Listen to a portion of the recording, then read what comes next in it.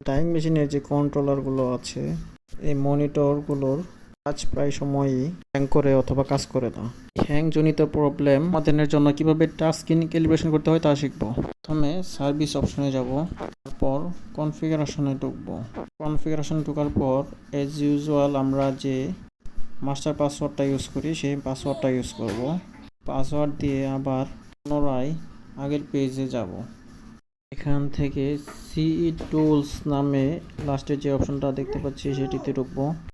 Option দেখতে পাচ্ছি, এটা সিলেক্ট করব। সিই টুলস থেকে ক্যালিব্রেট টাচ নামে এই অপশনটিতে ঢুকবো এবং ওকে করব। ইয়েস করার পর তীর চিহ্ন কিছু জায়গায় পাবো, ওই জায়গায় মাউস দিয়ে ক্লিক করার পর আবার পুনরায় আসবে। যে কয়টা আসবে সবগুলোতে মাউস দিয়ে ক্লিক করতে হবে। কর্নারে 4টা আসবে এবং মাঝখানে একটা, এই টোটাল 5টা তীর চিহ্ন আসবে। আমরা ক্লিক দিব। ইয়েস করে দেওয়ার পর মাঝখানেরটা ওকে দেওয়ার পর save to registry are you sure আমরা ইয়েস করে দিব। প্রতিনিয়ত টাচ স্ক্রিন হ্যাংজনিত সমস্যা বা স্ক্রিনে কাজ না করলে এভাবে সলভ করব।